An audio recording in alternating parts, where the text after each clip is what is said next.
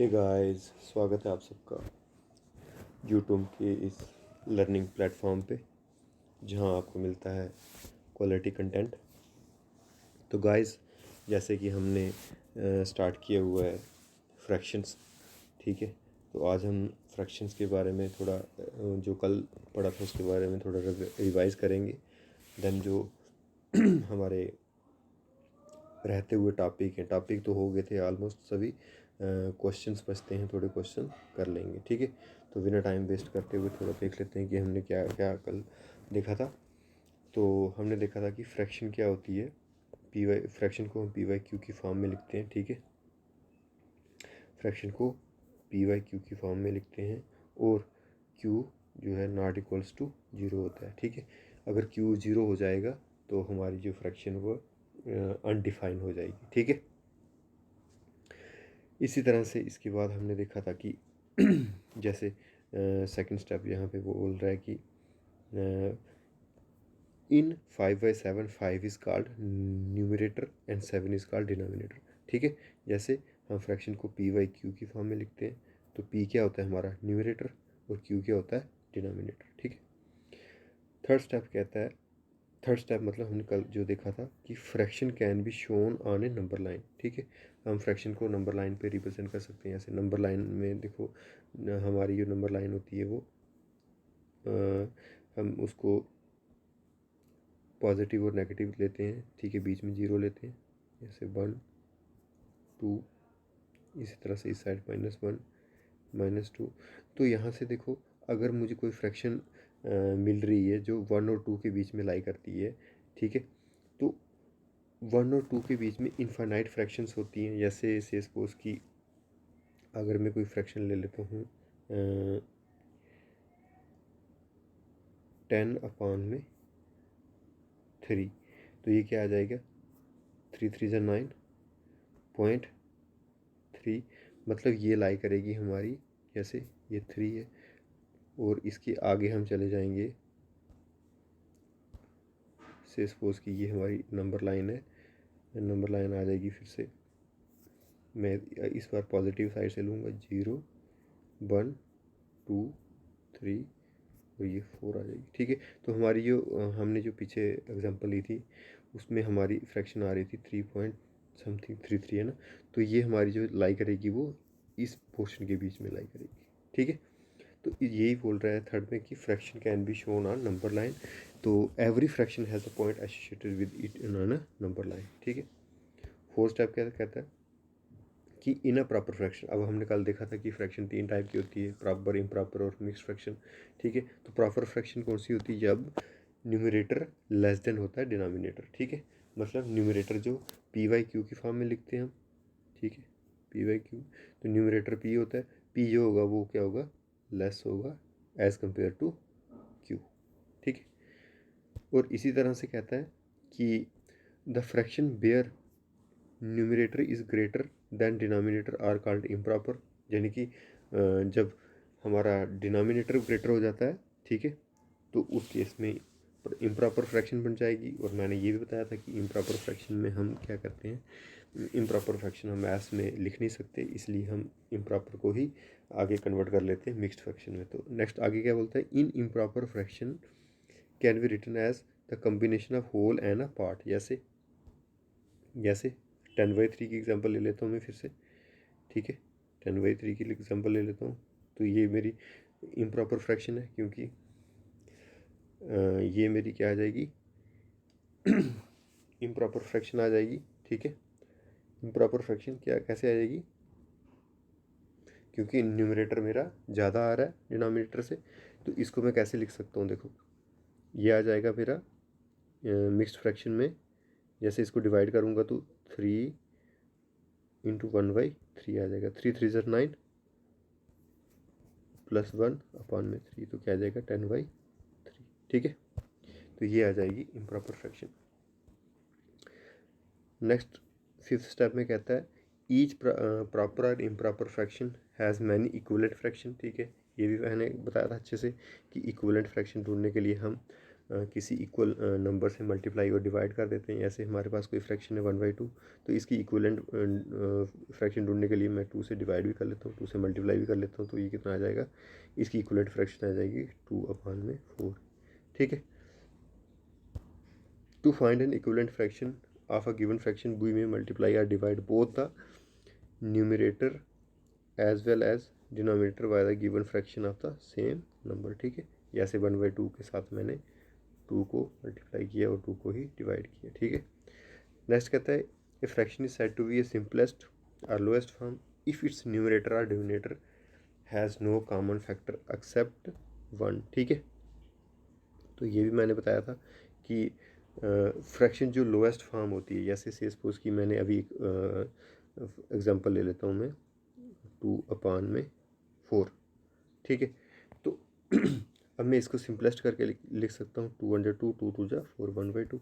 तो इन दोनों के बीच में जो कॉमन फैक्टर है वो क्या है, 1 है। ठीक है, कॉमन फैक्टर क्या है, 1 है। ठीक है, तो ये हमने कल देखा था, इसके अलावा हमने कुछ क्वेश्चंस देखे थे। ठीक है, तो आज हम स्टार्ट करेंगे आज का टॉपिक। ठीक है, जो हमने कल छोड़ा था यहाँ से आगे, मतलब क्वेश्चंस। ठीक है, तो क्वेश्चंस में पहला क्वेश्चन देखो, पहली एग्जांपल आ जाती है हमारे पास कि 11 1/2 माइनस 2 1/3 प्लस 4 2/5 प्लस 3 1/6। ठीक है, इन सबको आपने क्या करना है, सॉल्व करना है। तो सॉल्व करने के लिए देखो यहाँ पे सारी क्या है, मिक्स्ड फ्रैक्शन है, और मैंने मिक्स्ड फ्रैक्शन को ऐड और सब्ट्रैक्ट करना कल सिखाया था आपको। ठीक है, तो जैसे मैंने आपको बताया था कि हम जैसे हमारे पास फर्स्ट टर्म है 11 1/2, तो इसको हम कैसे लिख सकते हैं, 11 प्लस 1/2। ठीक है, इसी तरह से मैंने यहाँ पे क्या किया, इन सबको लिखा, लेकिन ये मैंने डायरेक्ट कर दिया, क्योंकि आपको कल बताया था कि जो बड़ी वाली टर्म्स होती हैं वो बड़ी वाली के साथ ऐड होंगी। जैसे 11 है, ठीक है, यहाँ से 11 और 11 प्लस 4 कितना आ जाएगा, 15, 15 प्लस 3 कितना आ जाएगा, 18, 18 में से 2 सब्ट्रैक्ट करेंगे तो 16 आ जाएगा मेरे पास। ठीक है, इसी तरह से अब नेक्स्ट वाले जो हमारे पास है पार्ट्स में फ्रैक्शन है, उसको सॉल्व करेंगे। तो उसको सॉल्व करने के लिए देखो, फर्स्ट मैंने 1/2 को लिया हुआ है।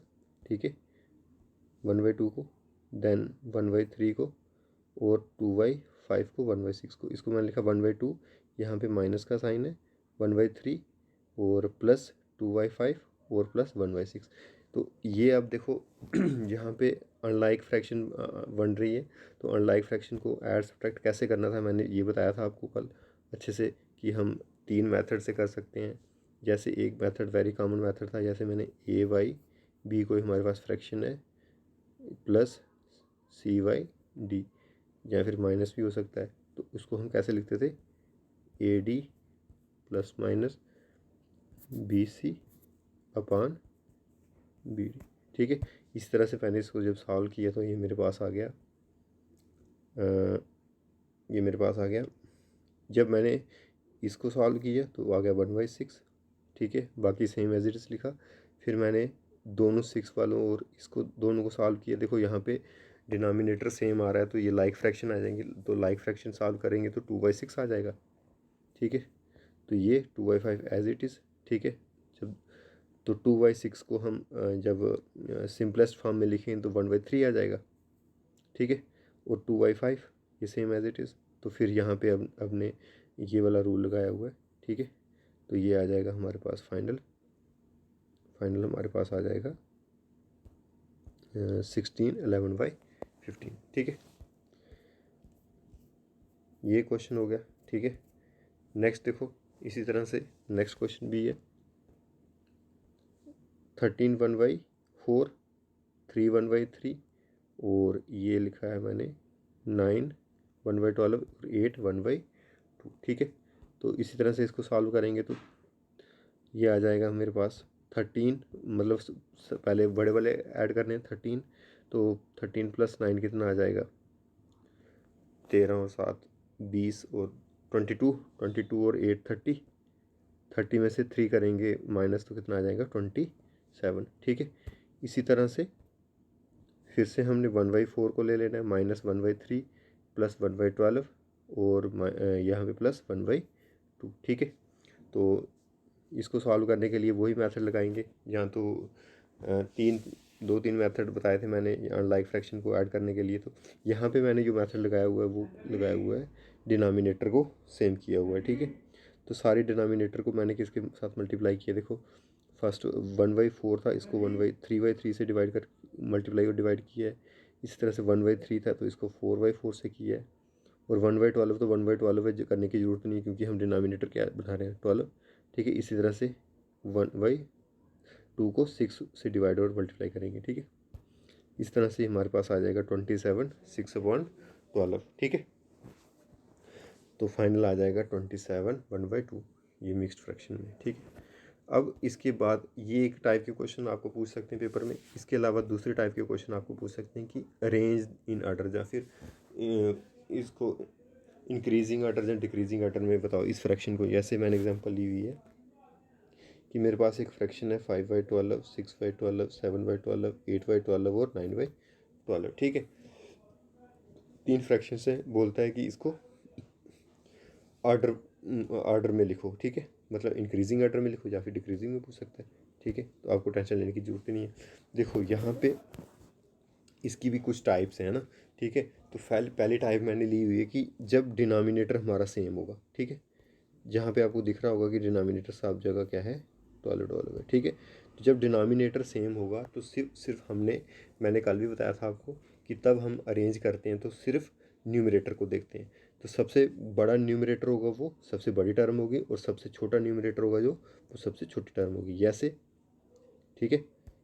जैसे देख लो कि यहाँ पे देखो सबसे छोटा न्यूमरेटर कौन सा है 5, तो सबसे छोटी टर्म आ जाएगी हमारे पास 5, ठीक है। तो सबसे छोटा कौन सा आ जाएगा, पहले वाला ये है ना, ठीक है। और सबसे बड़ा न्यूमरेटर कौन सा है 9, सबसे बड़ा है तो ये सबसे बड़ी टर्म हो जाएगी, ठीक है। तो सीधा सा सिंपल सी ट्रिक आपने याद रखनी है कि जब भी आपके पास डिनोमिनेटर सेम होगा तो फिर हम न्यूमरेटर को चेक करेंगे। जो सबसे बड़ा न्यूमरेटर होगा वो सबसे बड़ी टर्म होगी, जो सबसे छोटा न्यूमरेटर होगा वो सबसे छोटी टर्म होगी, ठीक है। Moving towards the next example, ठीक है। नेक्स्ट एग्जाम्पल आ जाएगी हमारे पास 1/3 1/4 1/6 1/5 1/2, ठीक है। तो पहले एग्जांपल में आपने देखा कि डिनोमिनेटर सेम था, और इस एग्जांपल में देख लो आप कि हमारे पास क्या सेम आ रहा है, न्यूमरेटर, ठीक है। तो न्यूमरेटर कितना है, सबका क्या है 1। तो इस कंडीशन में भी आपने एक ट्रिक याद रखनी है कि जब न्यूमरेटर सेम होगा तो डिनोमिनेटर जो सबसे बड़ा होगा वो सबसे छोटी टर्म हो जाएगी, और जो सबसे छोटा डिनोमिनेटर होगा वो सबसे बड़ी हो जाएगी। जैसे यहाँ पे देखो सबसे बड़ी कौन सी है 1/4, ठीक है। नहीं 1/6 सबसे बड़ी है, 1/6 सबसे बड़ी है, तो सबसे बड़ी कौन सी है, ये वाली थर्ड नंबर वाली है 1/6। और सबसे कम कम न्यूमरेटर कौन सा है 1/2, तो ये सबसे छोटी आ जाएगी, ठीक है। सबसे बड़ी होगी जो न्यूमरेटर जिसमें न्यूमरेटर सेम होंगे तो उस केस में आपने देखना है डिनोमिनेटर, सबसे बड़ा डिनोमिनेटर सबसे छोटी टर्म होगी, और सबसे छोटा डिनोमिनेटर सबसे बड़ी टर्म होगी, ठीक है। ये तो आ गया कि अगर न्यूमरेटर सेम होगा तो क्या करना है, डिनोमिनेटर सेम होगा तो क्या करना है। अगर से सपोज दोनों जगह अलग अलग हो तो क्या करेंगे, ठीक है। जैसे नेक्स्ट एग्जांपल में देखो, फिफ्थ वाली एग्जांपल, ठीक है, कि 7/8 है और 9/15। तो इस मेथड में हम क्रॉस मल्टीप्लिकेशन लगाएंगे, ये मैंने कल भी बताया था आपको, ठीक है। तो क्रॉस मल्टीप्लिकेशन में देखो कितना आ जाएगा, 15 × 7 करेंगे तो 105 आ जाएगा, ठीक है। और 8 × 9 करेंगे तो 72 आ जाएगा। तो बड़ी कौन सी है 105, तो it's mean 7/8 is greater then 9/15, ठीक है। ये आ गया क्रॉस मेथड, ठीक है। इस तरह से सिक्स एग्जांपल भी ली हुई है मैंने, ठीक है। सिक्स एग्जांपल में भी यही है कि 8/17 है और 9/23 है, तो सबसे बड़ी कौन सी है। जब क्रॉस मल्टीप्लाई करेंगे 23 × 8 तो 184 आ जाएगा, 17 × 9 करेंगे तो 153 आ जाएगा। तो 184 बड़ी है, तो it's mean 8/17 is greater than आ जाएगा, ठीक है। तो जब लेकिन यहाँ पे देखो अब सिचुएशन यहाँ पे तो सिर्फ दो दो टर्म्स थी, है ना। तो क्या करेंगे यहाँ पे, ज़्यादा कंपैरिजन पूछ लेंगे। जैसे यहाँ पे देखो 4/7 का कंपैरिजन पूछा है, 5/13 का, 7/8 का, 3/5 का, 11/13 का। ठीक है, तो इसमें हम कैसे बताएंगे कि कौन सी लोएस्ट है, कौन सी स्मॉलेस्ट है, कौन सी लार्जेस्ट है, और फिर ऑर्डर को कैसे डिफाइन करेंगे। ठीक है, तो इस केस में देख लो, अगर हम इसको हम अगर देख लो कि क्रॉस मल्टीप्लिकेशन मेथड से ही करें। ठीक है, क्रॉस मल्टीप्लिकेशन मेथड से करेंगे तो सबसे पहले हम इन दोनों की लड़ाई लगवाते हैं। ठीक है, तो लड़ाई लगवाएंगे तो कितना आ जाएगा, 13 × 4 करेंगे तो 13 26 52 आ जाएगा, और 7 में 35। ठीक है, तो 52 बड़ा, मतलब ये वाला जीत रहा है अभी तक। फिर ये तो कैंसिल आउट हो गया। अब इसकी और इसकी करेंगे तो 8 4 जा कितना हो जाएगा, 32, और 7 7 जा 49। अब ये कैंसिल हो जाएगा, ये बड़ा है अभी। ठीक है, ये बड़ा है, तो अब इसकी और अब 7/8 और 3/5 की का कंपैरिजन करेंगे तो कितना आ जाएगा, 7 से 5 करेंगे तो 35, और 8 3 24, तो 7 8 क्या आ जाएगा, बड़ा आ जाएगा। ठीक है, अब 7 8 और 11 13 से करेंगे कंपैरिजन। ठीक है, तो क्या आ जाएगा, 8 × 11 करेंगे तो 88 आ जाएगा। ठीक है, और 13 से 7 करेंगे, 7 21 कम 7 21 और 7 91 आ जाएगा। ठीक है, ठीक है, 13 × 7 करेंगे तो 91 आ जाएगा। तो इट्स मीन 7/8 जो है हमारा क्या हो रहा है, ग्रेटर आ रही है। ठीक है, ठीक है, इस तरह से 7/8 मैंने क्या कर दिया है, ग्रेटर ले लिया। इसी तरह से जब सबसे छोटा ढूंढना होगा हमें तो अब क्या करना है, सबसे छोटा तो इसी तरह से कंपैरिजन करेंगे दोबारा से। ठीक है, इसी तरह से कंपैरिजन करेंगे इन दोनों का, तो क्या आएगा, ये 52 आ जाएगा। 13 × 4 करेंगे तो 52 आ जाएगा। ठीक है, और ये 35 आ जाएगा। तो छोटी लेनी है तो इस बार ये विनर होगा, ये कट जाएगा। इसी के साथ इसी तरह से फिर इन दोनों का कंपैरिजन करेंगे, ये विनर होगा, फिर उसका इसके साथ करेंगे, इसका इसके साथ, तो इसी तरह से ये वाला आ जाएगा सबसे छोटा। ठीक है, सबसे बड़ा ये आएगा। ठीक है, लेकिन ये मेथड कुछ आपको लग नहीं रहा है कि लंबा सा है ना। ठीक है, तो इस मेथड का भी हमने एक अल्टरनेटिव मेथड निकाला हुआ है। ठीक है, तो आपने क्या करना है कि उस मेथड को हम बोलते हैं डिफरेंस मेथड या फिर एलसीएम मेथड। ठीक है, कौन सा मेथड, डिफरेंस मेथड या फिर एलसीएम मेथड। ठीक है, सीखने के लिए सबसे पहले हम दो फ्रैक्शन लेंगे।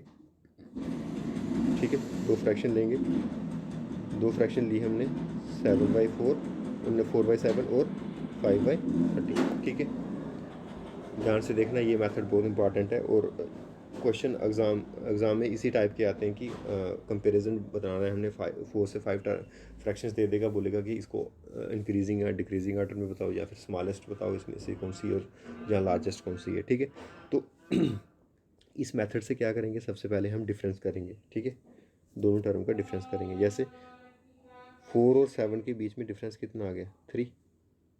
ठीक है, 4 और 7 के बीच में डिफरेंस कितना आ गया, 3। इसी तरह से 5 और 13 के बीच में डिफरेंस क्या आ गया, 8। ठीक है, तो हमारे पास डिफरेंस क्या क्या आ गया, 3 और 8। क्या डिफरेंस आ गया हमारा, 3 एंड 8। अब 3 और 8 का हम क्या निकालेंगे, एलसीएम। तो 3 और 8 का एलसीएम कितना आ जाएगा, 24। ठीक है, 3 और 8 का क्या आ गया एलसीएम, 24। अब एलसीएम को हम क्या करेंगे, एलसीएम को हम क्या करेंगे, डिवाइड करेंगे इस 3 से और फिर इस 8 से। जब इस 3 से डिवाइड करेंगे तो फिर हम 4 से मल्टीप्लाई करेंगे। ठीक है, जब 3 से डिवाइड करेंगे 24 को तो कितना आ जाएगा, 8, और 8 4 जा कितना हो जाएगा, 32। इसी तरह से इस 24 को 8 से डिवाइड करेंगे तो कितना आ जाएगा, 3। 3 × 5 करेंगे तो 15 आ जाएगा। ठीक है, अब दोनों में से बड़ी टर्म कौन सी है, 32। तो 32 हमारी क्या हो जाएगी, ग्रेटर। 32 मतलब 4/7 is the greater than as compared to 5/13। ठीक है, फिर से देख लो, सबसे पहले दो टर्म हमने हमें तो एग्ज़ाम में 3 4 टर्म पूछेंगे, लेकिन ये सीखने के लिए मैं यहाँ पे दो फ्रैक्शंस ले रहा हूँ, एक 4/7 और एक 5/13। ठीक है, तो क्या करना है, सबसे पहले हमने क्या करना है, डिफरेंस निकालना है। ठीक है, 4/7 का डिफरेंस कितना आ जाएगा हमारे पास, 3। और इसी तरह से 5y13 का डिफरेंस कितना आ जाएगा 8। अब इस 3 और 8 का क्या निकालना है एलसीएम, तो एलसीएम 3 और 8 का एलसीएम कितना आ जाएगा 24। ठीक है, और अब ये 24 है, तो अब इस जो डिफरेंस हमें मिला था 3, उस 3 के साथ इसको क्या करना है डिवाइड कर देना है। ठीक है, 24 को इस 3 के साथ डिवाइड करेंगे तो कितना आएगा 8, और इस 8 को ऊपर वाली टर्म यानी कि 4 से मल्टीप्लाई कर देना तो कितना आ जाएगा 32, 32। ठीक है, इसी तरह से नेक्स्ट फिर से 8 के साथ डिवाइड करेंगे इस वाले 8 से। ठीक है, ये वाला 8 इससे करेंगे तो 24 इंटू 24 को 8 से डिवाइड करेंगे तो 3 आएगा, 3 इंटू 5 कितना आ जाएगा 15, तो 32 बड़ा, तो it's mean 7/4 is the greater then. ठीक, अब यहाँ पे देखो हम मैंने जो एग्ज़ाम पैटर्न क्वेश्चन है वो लिया हुआ है। ठीक है, तो एक फ्रैक्शन ली है 2/5, दूसरी ली है 7/10, तीसरी 8/11, 12/15 और 17/20। ठीक है, तीनों का डिफरेंस क्या है 3 आ रहा है। ठीक है, तीनों का डिफरेंस क्या आ रहा है 3, मतलब सबका डिफरेंस क्या आ रहा है 3 आ रहा है। ठीक है, तो जब 3 डिफरेंस आएगा तो एलसीएम कितना आ जाएगा, एलसीएम कितना आ जाएगा 3। ठीक है, एलसीएम 3 आ जाएगा, तो उस 3 को हमने इस 3 से डिवाइड भी करना होता है। जो एलसीएम आता है उसको हम किससे डिवाइड करते हैं, इस 3 से डिवाइड करेंगे तो 1 आ जाएगा, इससे करेंगे तब भी 1 आएगा, इससे करें तब भी 1 आएगा, तब भी 1, सबके साथ करेंगे तो 1 आएगा। तो इट्स मीन अब 1 के साथ मल्टीप्लाई भी करना होता है, तो 1 को जब मल्टीप्लाई करेंगे पहले हम 2 के साथ करेंगे, फिर 7 के साथ करेंगे, 8 के साथ करेंगे, 12 के साथ करेंगे, तो 1 के साथ करेंगे तो सेम ही आएगा। तो अब यहाँ पे देखो तो अब सबसे बड़ी टर्म कौन सी है 17, 12, 8, 7 और 2, तो हमारी सबसे बड़ी टर्म क्या आ जाएगी 5th, फिर 4th, फिर 3rd, फिर 2, फिर 1st। ठीक है, तो यहाँ पे ध्यान रखना है कि जब भी एलसीएम आपका जब भी आपका डिफरेंस कॉमन आता है तो उस कंडीशन में जो जिसमें न्यूमरेटर सबसे बड़ा होगा वो सबसे बड़ी टर्म होगी। ठीक है, जो जिस कंडीशन में आपके पास डिफरेंस सेम आ रहा हो 3, तो उस कंडीशन में जितना ज़्यादा मतलब सबसे बड़ा जो न्यूमरेटर होगा वो सबसे बड़ी टर्म होगी। ठीक है, एक और एग्जांपल देख लेते हैं इसी पैटर्न पे। 7/8 ले ली, 11/13 ले लिया, 2/5 ले लिया, 4/7 ले लिया और 5/13 ले लिया। ठीक है, तो अब सबसे पहले डिफरेंस देखेंगे तो यहाँ पे डिफरेंस कितना आ जाएगा सबसे पहले में 1, यहाँ पे कितना आ रहा है 11 और 13 के बीच में 2, यहाँ पे भी 2, यहाँ पे 13, यहाँ पे 8 आ रहा है। ठीक है, तो डिफरेंस आ जाएगा, तो अब इन सब का एलसीएम लेना है। ठीक है, तो एलसीएम कितना आ जाएगा मेरे पास 24 आ जाएगा।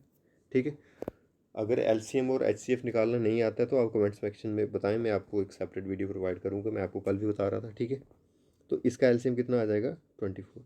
अब एलसीएम को किससे मल्टीप्लाई करना होता है इस बंड से, जब इस बंड से मल्टीप्लाई करेंगे तो कितना आ जाएगा, डिवाइड करेंगे तो कितना आएगा 24, 24 इंटू 7 करेंगे। ठीक है, तो कितना आ जाएगा हमारे पास 168। ठीक है, इसी तरह से जब हमारे पास एलसीएम 24 है, 24 को हम 2 से डिवाइड करेंगे तो कितना आएगा 12, 12 इंटू 11 करेंगे तो 132, 24 को 2 से डिवाइड करेंगे तो 12 आ जाएगा, 12 3 जा 36, 24 को 3 से डिवाइड करेंगे तो 8, 8 4 जा 32। ठीक है, इसी तरह से 24 को 8 से डिवाइड करेंगे तो 3, 3 5 जा 15। ठीक है, आसान हो गया। अब इसमें से आपको बताना है कि कौन सी बड़ी टर्म है कौन सी छोटी है। तो देखो 168 सबसे बड़ी है, उससे छोटी 132, उससे छोटी ये, उससे छोटी ये, उससे छोटी, तो बन गया आर्डर। ठीक है, आर्डर बनाएंगे तो क्या 7/8 सबसे हमें बड़ा मिल रहा है, फिर 11/13, फिर ये, फिर 7/4, फिर 5/13। ठीक है, अब देखो यहाँ पे क्वेश्चन नंबर 4th एग्जाम्पल है यो, उसमें क्या बोलता है कि फाइंड द सेकेंड लार्जेस्ट। आप अब यहाँ पे आपको बताना है कि सेकेंड लार्जेस्ट बताना है। ठीक है, तो सबसे पहले डिफरेंस चेक करेंगे तो डिफरेंस सबका क्या आ रहा है 1 आ रहा है। ठीक है, डिफरेंस सबका क्या आ रहा है 1 आ रहा है। उसके बाद हम क्या करते थे कि एलसीएम लेते थे, तो एलसीएम भी 1 आ जाएगा, उस एलसीएम को हम डिवाइड करते थे डिफरेंस से, तो डिफरेंस से डिवाइड करेंगे तो तब भी 1 आएगा। तो फिर से हमारा पैटर्न यही बनने वाला है। तो सबसे बड़ी टर्म हमारी क्या हो जाएगी ये वाली, उससे छोटी ये वाली, उससे छोटी ये वाली, उससे छोटी ये वाली। तो सेकंड लार्जेस्ट पूछिए, तो सेकंड लार्जेस्ट आ जाएगी 8/9। ठीक है, सेकंड लार्जेस्ट कौन सी आ जाएगी 8/9। 9। ठीक है, ये आ जाएगी 8/9 लास्ट में। नेक्स्ट क्वेश्चन देखो,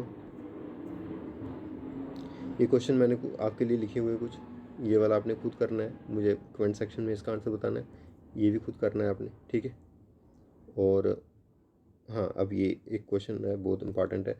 देखो अब इस क्वेश्चन में क्वेश्चन नंबर 3 जो मैंने लिखा हुआ है यहाँ पे 6/175, ये मतलब बड़ी बड़ी टर्म्स लिखी हैं, तो इसको अब कंपैरिजन कैसे करेंगे।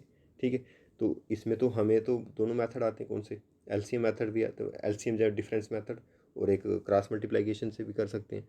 लेकिन यहाँ पे देखो ये बहुत ज़्यादा इनके जो डिनोमिनेटर है वो बहुत बड़े बड़े हैं, तो इस कंडीशन में क्या करेंगे हम, इस कंडीशन में सबसे पहले हम इसको अप्रॉक्सीमेट डिवाइड कर लेंगे। ठीक है, 6 को 175 से डिवाइड करेंगे तो कितना आ जाएगा, 6 2 जा 12।